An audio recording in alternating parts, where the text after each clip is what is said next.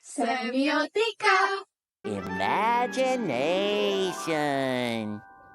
Halo semuanya. Jadi hari ini kita mau ngejelasin bab terakhir dari buku This Means This Means That, a book, A User's Guide to Semiotics by Sean Hall. Bener banget tuh. Nah, hari ini kita bakal bahas bab 8 yang judulnya Stories and Storytelling. Nah, bener. Yuk kita mulai. Nah, jadi manusia itu satu-satunya makhluk di dunia ini tuh yang suka banget cerita. Di berbagai benua, pasti ada dong cerita dengan khasnya masing-masing. Tapi bahkan ada cerita yang bisa melampaui batas budaya, negara, bahkan sejarah. Pernah nggak sih kita tuh heran, kenapa sih orang zaman dulu di mana komunikasinya tuh kayak jarak jauh itu belum ada, komunikasi jarak jauh tuh belum ada, teknologi juga belum ada, tapi cerita-cerita kayak peri, putri duyung itu muncul di berbagai tempat, tapi deskripsinya tuh tetap sama. Meskipun cerita-ceritanya tuh nggak bisa berkomunikasi. Nah, karena cerita ini tuh banyak di mana-mana, kita tuh mikir dong, cerita tuh apa sih fungsinya? Kenapa orang lain tuh suka cerita sih? Ada banyak banget alasan kenapa seseorang tuh mau cerita. Bisa jadi buat kasih instruksi, kasih harapan, buat ngendalin perilaku orang, bisa buat nyampain ide juga, bisa buat mengenal satu sama lain biar makin akrab, biar ngerti perilaku, sifat, dan motivasi satu sama lain juga. Nah, alasan-alasan inilah kenapa orang tuh suka banget cerita. Nah, tapi cerita itu ada bentuk apa aja sih? Beberapa media bercerita yang sering kita ketemu tuh bisa dalam bentuk novel, film, komik, opera, kartun, dan biografi. Nah, tapi dalam cerita tuh ada strukturnya yang kebagi menjadi dua. Ada struktur yang di permukaan, sama ada struktur yang lebih dalam atau lebih deep. Biar lebih gampang, kita kasih contohnya aja deh, lihat versi simpelnya tentang perbedaan struktur ini. Nah, seperti yang kalian lihat di listnya, struktur permukaan itu lebih gampang dimengerti. Contohnya, di cerita-cerita fantasi kayak Hansel dan Gretel kan ceritanya tentang dua anak kecil yang hilang di hutan, ama ketemu rumah terbuat dari kue dan permen. Nah, di rumah tuh kan ada sebuah nenek sihir yang mau makan mereka. Tapi, pada akhirnya, Hansel dan Gretel berhasil mengalahkan si nenek sihir ini. Bisa dilihat kan di ceritanya, seseorang yang melawan musuh yang terasa mustahil, tapi kalau kita menalarkan secara lebih dalam, musuh-musuh dalam cerita fantasi itu melambangkan sesuatu yang lebih abstrak dan universal dibandingin sama yang kita pertama kali tangkap. Soalnya monster dalam cerita-cerita ini tuh nggak semata-mata cuman monster doang, tapi mereka bisa merepresentasikan rasa takut akan sesuatu yang buruk yang dapat terjadi terhadap sebuah komunitas, negara, atau dunia secara general. Tapi mau musuh dalam cerita dituliskan dalam bentuk apapun, itu nggak terlalu penting. Mau naga, pembunuh, pandemi, bencana alam. Yang penting, itu pesan dalam yang ingin disampaikan. Tapi mungkin kalian pernah mikir, ada nggak sih bidang di mana mereka nggak bercerita sama sekali? Kayak science mungkin. Science kan fakta sama logika. Jadi nggak mungkin kan lah ya mereka bercerita-cerita segala. Nah, pertanyaan bagus tuh. Walaupun bidang sains nggak bercerita secara langsung, tapi saat mereka ngejelasin proses kerja mereka atau hasil dari kerja mereka, itu udah bisa dihitung sebagai bercerita loh. Lagi pula, sains kan mulainya dari sebuah misteri tentang sesuatu. Nah, misteri itu biasanya menyebabkan konflik di dalam komunitas antara saintis. Dan konflik ini bakal terus berlanjut sampai akhirnya ada titik di mana penemuan yang bisa menjawab misteri ini. Nah, faktor-faktor ini nih, kayak misteri, konflik, titik penemuan, resolusi, hal-hal yang biasa kita temukan saat bercerita. Jadi meskipun kalian merasa bahwa sains itu nggak bercerita, kita harus mengakui kalau mereka masih menggunakan aspek-aspek bercerita. Manusia dari zaman purba sudah mulai menanyakan, aku tuh siapa sih dan aku tuh apa sih?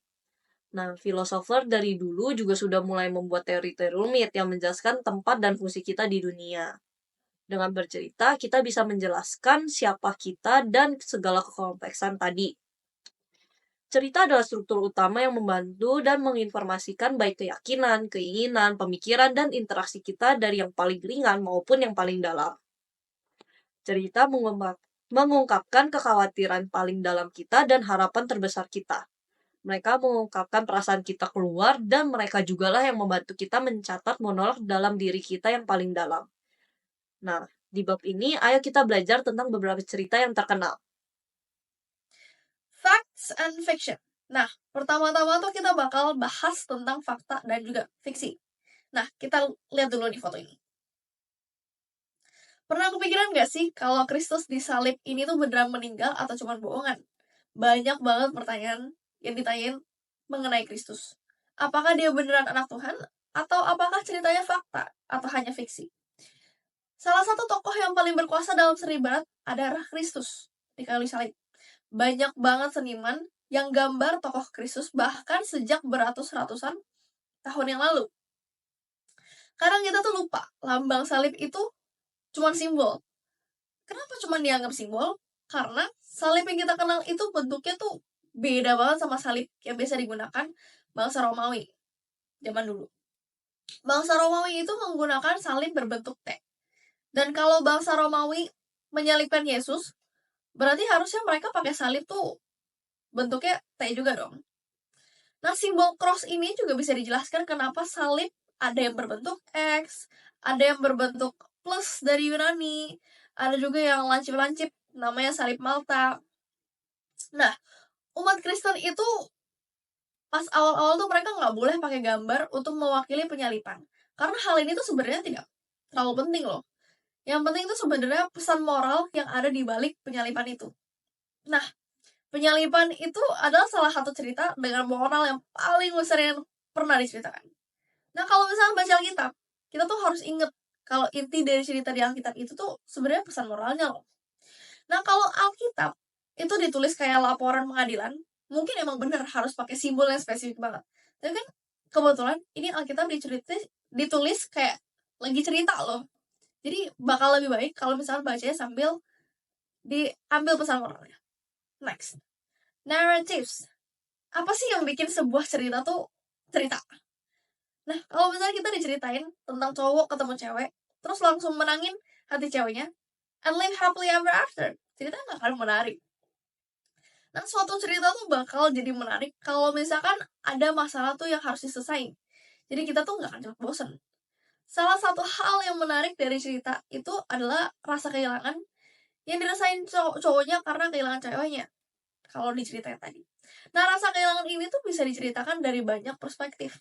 Dan karena rasa kehilangan ini, kita tuh gak akan tahu akhirnya bakal senang atau sedih sampai kita selesain baca ceritanya. Nah, kalau misalnya si cowok ketemu si cewek, terus cowoknya kehilangan ceweknya, tapi cowoknya nanti berhasil lagi menangin ceweknya, itu bisa jadi menarik. Bisa juga dibalik. Misalnya si cowok ketemu ceweknya, terus si cowok menangin si ceweknya, terus habis itu kehilangan lagi ceweknya. Itu juga bisa jadi lebih menarik lagi. Nah, sebenarnya yang paling penting itu adalah kedua cerita yang ada hal mengganggu loh di dalam cerita itu. Ada hal yang bertolak belakang, ada yang gak seimbang antara dua karakter si cewek dan si cowok. Nah, gak keseimbangan itu antara dua karakter itu yang bisa loh yang dijadiin drama. Ada beberapa hal mengganggu yang baik, banyak atau dikit, itu bisa menciptakan ketidakseimbangan yang akhirnya tuh kita bisa lihat di film, sastra, seni, desain, juga periklanan. Contohnya dalam periklanan, kadang kita diganggu dari wujud ketidakpuasan. Habis itu kita bakal senang lagi karena kita bisa beli produk dari iklan yang membuat uh, yang memenuhi ketidakpuasan itu. Atau misalnya kita lagi lapar, nah kita bakal ada iklan jual produk makanan terus bisa ngilangin rasa lapar kita. Atau misalnya kita bisa kita nggak bisa melakukan suatu hal, nanti bakal ada orang yang jual jasa buat nyelesain hal yang kita nggak bisa kita lakuin. Itu bisa jadi menarik. Legends, urban legends, atau kadang orang tuh ngomongnya myth atau mitologi. Itu sebenarnya cerita-cerita yang aslinya tuh gak beneran terjadi, tapi diceritain tuh soal tuh it happens in real life, beneran terjadi gitu. Nah, biasanya ceritanya tuh disampaikan lewat lelucon, folklore, cerita daerah, mulut ke mulut, gosip, dan banyak lagi. Biasanya biar berasa lebih nyata, mereka tuh menceritakan soal kejadian ini tuh ke orang yang dekat sama kita, biar kita tuh ngerasa kalau cerita ini tuh ada kredibilitasnya meskipun palsu. Biasanya isi dari urban legends itu mirip-mirip, yang paling sering itu cerita-cerita yang ada elemen tabunya. Kayak cerita burger cacing, kuntilanak, atau konspirasi-konspirasi kayak misalnya siapa sih yang mulai perang dunia pertama atau kedua. Tapi secara umum cerita urban legend itu ada loh fungsinya. Fungsi itu sebenarnya buat menyampaikan pesan moral dalam bentuk yang simple dan mudah diingat. Nah, sekarang kita lanjut ke viewpoints.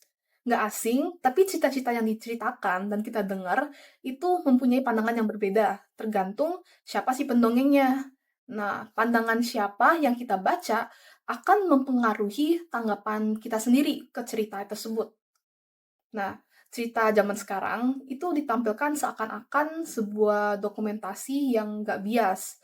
Tapi realitanya, cerita yang disampaikan itu hasil dari editing, penulisan naskah, angle tertentu, foto terpilih. Jadi aslinya tuh ceritanya tuh nggak seobjektif yang kita kira kan. Cuman cara penyampaiannya aja yang seolah-olah kayak gitu.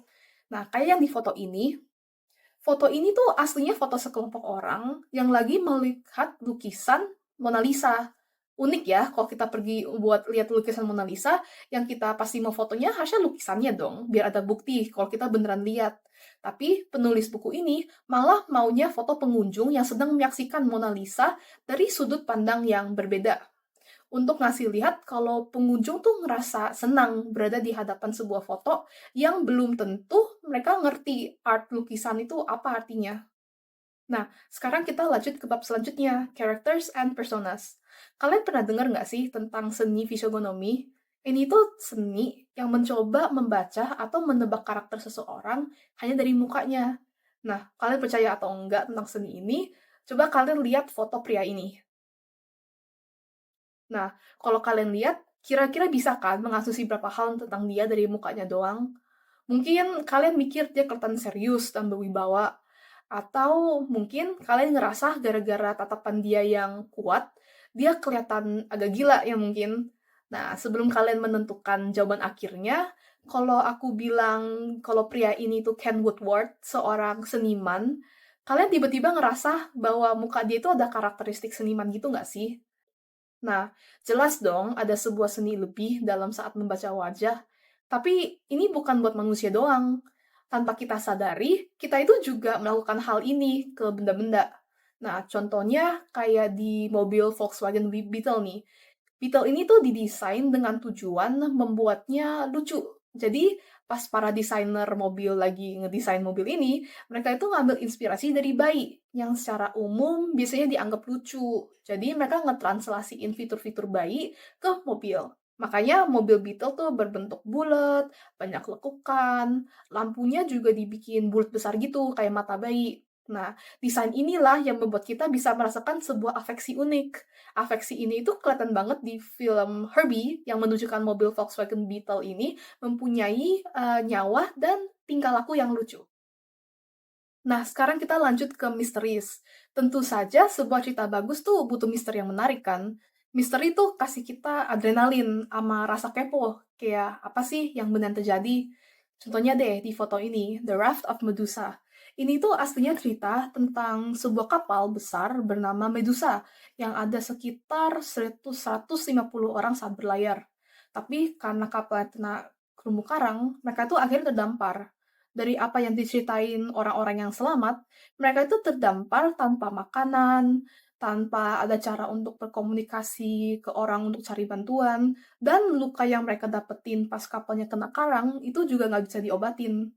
Akhirnya, dari 150 orang yang di kapal, cuman ada 15 orang yang selamat. Yang lain antara meninggal di laut atau enggak dikanibalkan sama yang lain. Nah, tapi di foto ini nggak ada tuh yang saling makan-makan, orang-orangnya juga masih lumayan banyak kan. Ini gara-gara pelukis yang membuat seni ini, dia itu mau memberi rasa misteri pada fotonya. Meskipun ya nggak 100% akurat sih sama yang benar terjadi. Pertama-tama coba lihat gambar ini. Semua gambar ini menggambarkan sesuatu yang terlihat belum selesai sepenuhnya. Hal ini membuat gambar-gambar ini memiliki ketegangan. Dan hal ini jugalah yang membuat kita ingin terus melihat gambar selanjutnya. Ketegangan atau tension juga bisa muncul dengan cara yang sama pada gambar diam. Contohnya foto dokumenter. Coba lihat gambar berikut. Ketegangan dapat tercipta ketika pengambilan gambar dilakukan pada saat yang paling dramatis. Dalam hal ini, saat seseorang sedang memukul bola dalam pertandingan olahraga. Dengan menangkap momen ini, fotografer dapat menyampaikan apa yang sebelumnya mungkin terjadi dan apa yang mungkin terjadi setelahnya. Aksi yang tertangkap ini menciptakan ketegangan naratif dan ekspektasi. Ketegangan naratif tidak terbatas pada gambar atau still image saja. Coba lihat teks berikut. The cat sat on the mat. The cat sat on the dog's mat. Dari kedua kalimat tersebut, mana yang lebih menarik? The cat sat on the mat. Kucing tersebut duduk di atas matras. Jika kalimat ini dijadikan sebuah cerita, tidak banyak hal yang bisa diceritakan atau tidak banyak isinya. Namun kalimat kedua, the cat sat on the dog's mat. Kucing duduk di atas matras milik si anjing, memiliki suatu bentuk ketegangan, dan kita bisa membayangkan sesuatu yang dramatis terjadi. Cerita tercipta saat sesuatu terjadi. Jika tidak ada apapun yang terjadi, tidak akan ada cerita. Titik balik atau turning point terdiri dari momen-momen penting ketika sesuatu terjadi yang membawa perubahan. Dalam narasi, hal ini biasa memerlukan adanya kontras yang signifikan antara apa yang terjadi sebelum serangkaian peristiwa dan apa yang akan terjadi setelahnya. Turning point seringkali bersifat spektakuler, mengasihkan, atau luar biasa. Kita cenderung menganggap bahwa sesuatu benda tidak memiliki titik balik atau turning point, meskipun hal itu tidak benar sama sekali. Titik balik dalam sebuah kehidupan benda mungkin adalah momen pertama kali benda itu dipakai, saat benda itu rusak, saat benda itu dijual, hilang, atau bila diberikan sebagai hadiah. Selain benda, titik balik juga dapat ditemukan dalam sejarah, musik, pidato, dan lain-lain. Cerita biasanya dengan secara sengaja dibuat dengan beberapa bentuk konflik di dalamnya. Hal ini dibuat agar by the end of the story atau pada akhir cerita, konflik tersebut dapat diselesaikan. Karena itu, penulis biasanya memulai cerita mereka dengan "it all went wrong when" atau "semua bermula karena". Cerita dalam pengertian ini ada untuk memperbaiki keadaan atau sebuah masalah. Jika tidak ada terjadi apapun, maka tidak akan ada cerita. Maka dari itu, kita tidak bisa memulai suatu cerita dengan "and they all live happily ever after" atau mereka hidup dengan bahagia selamanya. Kalimat tersebut hanya bisa digunakan di akhir cerita, karena tidak ada yang perlu dipertaruhkan atau tidak ada sebuah masalah yang perlu diselesaikan. Coba perhatikan gambar ini. Gambar ini memiliki banyak elemen klasik yang membangun sebuah cerita, yaitu misteri, ketegangan, titik balik, dan resolusi, yang dalam hal ini tampaknya mengakibatkan kematian. Namun meskipun hal itu mungkin terjadi seperti akhir cerita, kita selalu bisa bertanya, tapi apa yang terjadi selanjutnya? Apa yang terjadi dengan pengemudi lainnya? Apa yang terjadi dengan saudara orang yang meninggal tersebut? Atau apakah orang yang mengendarai mobil tersebut benar-benar mati? Atau nanti bakal ada benturan suara yang tiba-tiba terdengar dari dalam peti? Nah, dalam menginginkan suatu resolusi, kita berfantasi dengan ide bahwa sesuatu memiliki sebuah akhiran atau ending. Hal ini menjadi alasan kenapa kita mencari obat medis untuk ditemukan, edukasi untuk dilengkapi, pekerjaan untuk diselesaikan, dan cerita untuk mencapai suatu kesimpulan. Hal ini tentu saja bukan suatu kebetulan. Kehidupan itu sendiri seringkali dilihat sebagai sebuah perjalanan dan resolusi akhirnya. Dengan harapan hal dapat terselesaikan, kita tidak boleh melupakan value atau nilai dari perjalanan yang membawa kita kepada resolusi. Perjalanan inilah yang seringkali sama berharganya dengan tujuannya. Faktanya, terkadang kita dapat menemukan diri kita sendiri balik ke tujuan awal, bahkan setelah kita mencapai tujuan. Every ending may be the beginning of something. Semua akhir bisa menjadi awal dari suatu hal yang baru. Jadi, kesimpulannya itu adalah kelebihan dari semiotika itu ketidakberadaan suatu kerangka pengetahuan yang baku, sehingga memberikan kebebasan untuk menjelajahi cara-cara baru dalam berpikir, bidang minat, dan metode baru dalam mengeksplorasi makna. Dengan kata lain, karena tidak memiliki kualitas doktriner seperti disiplin intelektual lainnya, semiotika itu dapat aktif dijalankan daripada dipelajari dan dicerna secara pasif. Dalam semiotika, kita tuh terus diminta untuk mentafsir ulang, memformat ulang, memperbarui, berpikir ulang, dan menyegarkan makna yang kita temui di sekitar kita. Inilah yang bikin semiotika itu menarik banget buat dipelajarin. 1, 2, 3. Be to the OOM! Yeah!